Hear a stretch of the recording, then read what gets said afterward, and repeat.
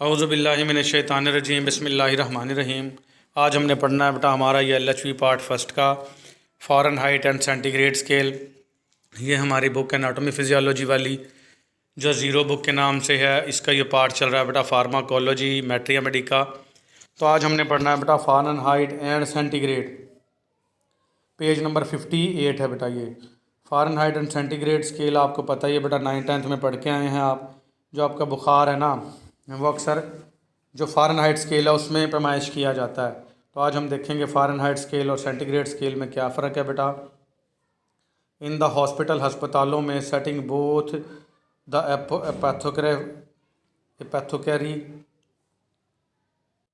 एपोथिकेरी बेटा एपोथिकेरी है and metric system are used.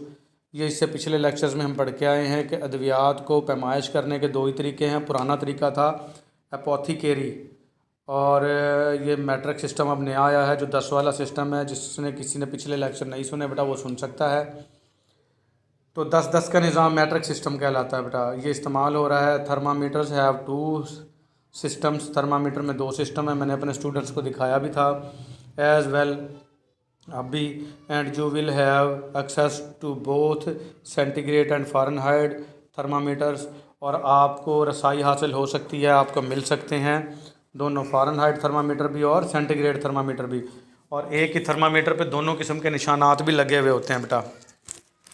एक साइड पे डिग्री सेंटीग्रेड में निशानात होते हैं, दूसरी साइड पे फ़ारेनहाइट ग्रेड में निशानात होते हैं। देयरफॉर यही वजह है you need to know how to convert from one the another. तो ये ज़रूरी है कि आपको ये पता हो कि इसको एक को दूसरी में कैसे कन्वर्ट किया जाता है, यानी फ़ारेनहाइट को सेंटीग्रेड में और सेंटीग्रेड को फ़ारेनहाइट में कैसे कन्वर्ट किया जाता है। तो बेटा इसकी ज़रूरत तो नहीं पड़ती, लेकिन यह है कि आपको आना चाहिए। आपके एग्जामिनेशन पॉइंट ऑफ व्यू से अगर पूछ ले कि फ़लाँ जो है इतने सेंटीग्रेड है, इसको डिग्री सेंटीग्रेड है, इसको फ़ारेनहाइट में तब्दील करो, या फ़लाँ इतना फ़ारेनहाइट है उसको सेंटीग्रेड में तब्दील करो, तो ये आपको आना चाहिए। द फॉलोइंग 2 फार्मूलाज, मंदरजा झेल 2 फार्मूले हैं, आर यूज़ इस्तेमाल होते हैं फॉर कन्वर्टिंग तब्दील करने के लिए, from centigrade to Fahrenheit and from to Fahrenheit to centigrade, यानी सेंटीग्रेड से फ़ारेनहाइट में तब्दीली या फ़ारेनहाइट से सेंटीग्रेड में तब्दीली। इसके लिए 2 जो हैं फार्मूले इस्तेमाल होते हैं, वो कौन कौन से बेटा। अगर फ़ारेनहाइट है, फ़ारेनहाइट में तब्दीली करनी है, तो ये होगा बेटा डिग्री फ़ारेनहाइट में तब्दीली। तो जो डिग्री सेंटीग्रेड में दिया गया हो उसको 9 से ज़रब दे देंगे, 9c/5 + 32 कर देंगे, तो ये क्या हो जाएगा फ़ारेनहाइट में तब्दीली। डिग्री सेंटीग्रेड को फ़ारेनहाइट में तब्दील कर देंगे। फॉर एग्ज़ाम्पल मिसाल दिया है बेटा, 40 डिग्री सेंटीग्रेड दिया हुआ है और इसको फ़ारेनहाइट में तब्दील करना है, ठीक है। तो फार्मूला वही वाला ले लेंगे हम बेटा। F की जगह पे F लिखा, बराबर की जगह पे बराबर आया, और 9c का मतलब ज़रब होता है बेटा। जब बीच में कुछ ना हो तो ज़रब होता है। 9 की जगह पे 9 आया, c की जगह पे 40 दिया हुआ है, ये 40 लगा दिया, ठीक है। और तकसीम 5, यहाँ पे बटा आना चाहिए बेटा, बटा 5। ये यहाँ पे इसका मतलब तो ज़रब हो गया, यहाँ तकसीम करना चाहिए, और प्लस का प्लस आ गया बेटा, 32 का 32 आ गया। जिन बच्चों को ज़रा भी मैथ आती है बेटा वो आसानी से कर लेंगे। अब 9 को जब 40 से ज़रब देंगे तो 360 आ गया, तकसीम 5 वही का वही, + 32, ठीक है। तो आप 360 को जब तकसीम 5 करेंगे तो जवाब आ जाएगा 72, और ये 32 का 32, तो 72 और 32 जब जमा करेंगे तो कितना आ जाएगा 104।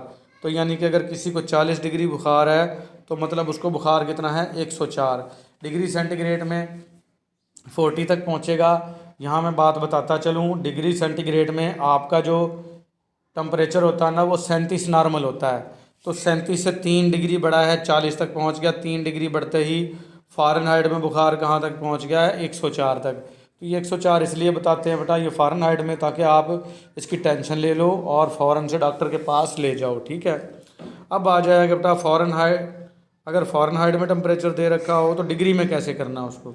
ये दूसरा फार्मूला ये है बेटा डिग्री सेंटीग्रेड वाला। तो अगर फ़ारेनहाइट में दे रहा हो तो उसमें से -32 कर दें, 32 कर देंगे, 32 कर देंगे, और ज़रब दे देंगे 5/9 से, ठीक है। उधर 9/5 था, इधर 5/9 कर देंगे। तो ये देखें जैसे कि 104 डिग्री फ़ारेनहाइट है, तो तो इसको हमने डिग्री सेंटीग्रेड में करना है, तो वही फार्मूला ऊपर वाला जहन में रखेंगे, डिग्री सेंटीग्रेड है। तो फ़ारेनहाइट की जगह पे क्या लिख दिया हमने 104, माइनस कितना कर दिया ये फार्मूले के मुताबिक 32, ज़रब दे दी इसको 5/9 से। तो 104 माइनस 32 किया तो ये 72 आ गया। 72 को जब हमने 5 से ज़रब दी तो ये 360 आ गया, और 9 पे तकसीम किया तो जवाब कितना आ गया 40। ठीक हो गया बेटा। तो ये देखें, हमने डिग्री सेंटीग्रेड 40 था तो फ़ारेनहाइट में 104 बना, और फ़ारेनहाइट 104 था तो डिग्री में 40 बना। ठीक हो गया बेटा। तो इस तरीके से आप फ़ारेनहाइट को डिग्री में कन्वर्ट कर सकते हो और डिग्री को फ़ारेनहाइट में कन्वर्ट कर सकते हो। ये फार्मूला फ़ारेनहाइट के लिए दिया हुआ है और ये फार्मूला डिग्री सेंटीग्रेड के लिए दिया हुआ है। ठीक हो गया बेटा। ये कुछ टेम्परेचर डिफरेंसेस दिए हुए हैं फॉर योर इन्फॉर्मेशन, आपकी इन्फॉर्मेशन के लिए। सर्टेन चंद Fahrenheit temperatures are given below, कुछ फ़ारेनहाइट टेम्परेचर दिए हुए हैं with their equivalent in centigrade, जो कि इनके बराबर सेंटीग्रेड में मौजूद होते हैं, starting from freezing point to the boiling point, और ये जा रहे हैं फ्रीजिंग पॉइंट से बॉइलिंग पॉइंट में। फ्रीजिंग पॉइंट कहते हैं बेटा वो पॉइंट जहाँ पर पानी बर्फ़ में तब्दील होता है, वो 0 डिग्री सेंटीग्रेड है, और बॉइलिंग पॉइंट होता है 100 डिग्री सेंटीग्रेड। तो इसके दरमियान वाले सारे टेम्परेचर दिए हुए हैं और इसके बराबर के फ़ारेनहाइट भी दिए हुए हैं, यह आपको पता होना चाहिए। मैंने ऊपर बताया अगर सेंटीग्रेड में बुखार हो तो वो 37 डिग्री नॉर्मल होता है, और अगर आपका फ़ारेनहाइट में हो तो बुखार 98.4 या 98.6 नॉर्मल होता है। ठीक हो गया बेटा, ये रेंजेस।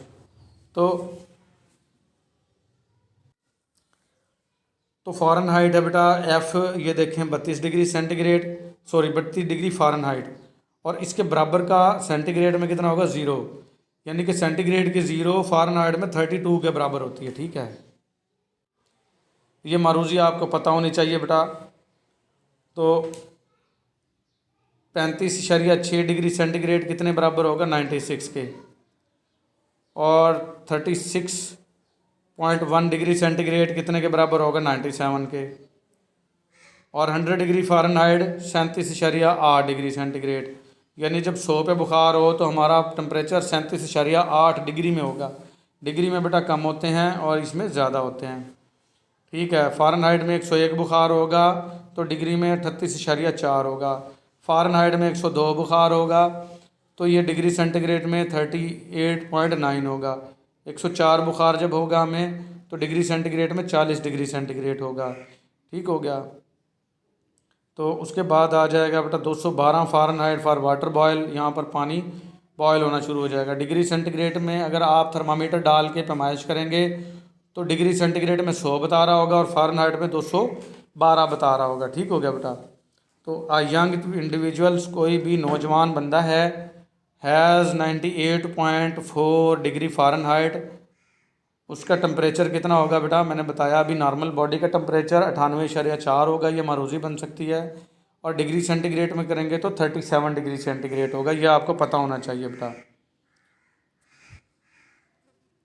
तो ये थे बेटा हमारे फ़ारेनहाइट से डिग्री सेंटीग्रेड में। इसके बाद हम पढ़ेंगे प्रिपरेशन ऑफ परसेंटेज सोल्यूशन, महलूल बनाने के तरीके बेटा। Percentage, when preparing percentage solution, जब हम बनाएंगे percentage solution use the matric system. अब मैट्रिक सिस्टम का इस्तेमाल करेंगे बेटा, 10 वाला है। यह आपको अद्वियात और इनसे मुतल्लिक मालूमात इसलिए दी जा रही हैं, LHV को इन सब चीज़ों से वास्ता पड़ता है बेटा, और आपको पता होना चाहिए। इट इज़ मच ईजियर, बहुत आसान है। 1% सोल्यूशन मीन्स 1% सोल्यूशन का मतलब है that there is 1 gram of every 100 ml, यानी 100 ml आपने वाटर लिया है तो उसमें 1 ग्राम आपने कोई शय डाली है, तो इसको हम कहेंगे 1% सोल्यूशन। ये बिल्कुल आसान है बेटा। How many grams of gentian violet would you see to make, gentian violet बेटा ये एक महलूल है, कितने ग्राम्स होंगे इसमें बेटा, 1% सोल्यूशन होगा इन 200 ml ऑफ वाटर, या 2% सोल्यूशन होगा 100 ml ऑफ वाटर, या 2% सोल्यूशन 400 ml ऑफ वाटर। तो कैसे करना है बेटा, इसके जवाब हैं। पहले वाले का जवाब क्या है, ये 2 ग्राम, 200 ml के अंदर 1% सोल्यूशन डालना है, तो बेटा 100 ml में 1%, तो दूसरे 100 ml में भी 1%, तो ये कितना हो गया 2 ग्राम बेटा। ठीक है, इसमें 2% 100 ml में, तो इसमें 100 ml खुद ही दे दिया उसने, 2% डालना है तो 2 ग्राम। दूसरे वाले का जवाब कितना, 2 ग्राम बेटा। और यहाँ पर 400 ml के अंदर आपने सोल्यूशन डालना है। आप इसको मल्टीप्लाई कर सकते हो बेटा, एक को मल्टीप्लाई करेंगे 2 से, 2 एकम 2 जवाब। इधर भी 2 को 1 से ज़रब देंगे तो 2 एकम 2 जवाब आसानी से बेटा। यहाँ पे आप 2 को इस 4 से ज़रब देंगे, सिफरें रहने दो बेटा, 2 2 2 4 द 8, तो 8 जवाब आ गया बेटा। ठीक है, तो ये आसानी के साथ आप इनके जवाब दे सकते हो, ये बना रखे हैं इन्होंने। Since you will be working in the community setting, जब आप कम्युनिटी सेटिंग में काम करेंगे, यानी आपका इंटरेक्शन, आपका लेन देन बेटा इंसानों के साथ होगा। It is important to know that what domestic measures are available, कि कौन कौन से जो घरेलू इस्तेमाल की फरमाइशें मौजूद हैं फॉर यूर यूज़, आपके इस्तेमाल के लिए। The most common ones are teaspoon and tablespoon, सबसे ज़्यादा कामन टी स्पून और टेबल स्पून है जो आपके घर में होते हैं बेटा। टी स्पून कहते हैं चाय का चम्मच, टेबल स्पून कहते हैं बड़ा चम्मच जिससे आप सालन वगैरह डालते हैं। तो टी स्पून 5 ml के बराबर होता है, टेबल स्पून 15 ml के बराबर होता है। A teaspoon is approximately 5 ml, जो चाय का चमचा है वो तकरीबन 5 ml 5 मिलीलीटर का होता है, ये मारूजी बन सकती है बेटा। और टेबल स्पून अप्रॉक्सीमेटली 15 ml का होता है, ये भी मारूजी बन सकती है, आपको पता होना चाहिए। You can also use cups and glasses, आप कप और गिलासेस भी इस्तेमाल कर सकते हो, गिलास में कितना पानी आता है और कप में, फॉर मेजरिंग, पैमाइश के लिए। But first you need to determine the capacity of each, comparing it with standard measures, लेकिन सबसे पहले आपको ये कैपेसिटी पता चलानी पड़ेगी कि स्टैंडर्ड मेजर्स में भाई कितना एक गिलास में या कप में कितना ml आ रहा है। पहले एक कप भर के उसके पहले ml मालूम करोगे बेटा। ग्रेजुएट सिलेंडर होता है, मैं दिखाता हूँ आपको, ये देखें बेटा, ये ग्रेजुएट सिलेंडर होते हैं। एक कप पानी का भर के आप इसमें पैमाइश कर सकते हो कि कितना पानी आता है इसमें। फिर अगर आपके पास ये ना भी हो, आपको पता चल गया कि इसमें इतना ml आता है, तो उसके हिसाब से आप कप से या गिलास से भी पानी पैमाइश कर सकते हो। ये ग्रेजुएट है बेटा, इसको ग्रेजुएट सिलेंडर बोलते हैं, लेबॉर्ट्री में इस्तेमाल होते हैं। देख लिया गौर से। तो हम टॉपिक पे वापस चलते हैं बेटा। तो इस तरीके से आप कप से और गिलासेस से भी मेजर कर सकते हो। You must always carry a standard measures, आपको हमेशा स्टैंडर्ड मेजर्स करने पर पैमाइशें करनी है बेहतर तरीके से। With you determine the capacity of the house hold container, जब आप जो घर की अशियाएँ हैं उनकी कैपेसिटी को मालूम कर लोगे तो आप जो है स्टैंडर्ड मेजर्स करोगे, बेहतरीन तरीके से पैमाइश करने के काबिल हो जाओगे बेटा। ठीक है, इसके बाद आ जाएगा हमारा साइड इफ़ेक्ट ऑफ ड्रग्स, वो हम पढ़ेंगे अगले लेक्चर में बेटा। आज के लिए हमारा इतना ही, मिलेंगे अगले लेक्चर में। अल्लाह हाफिज़।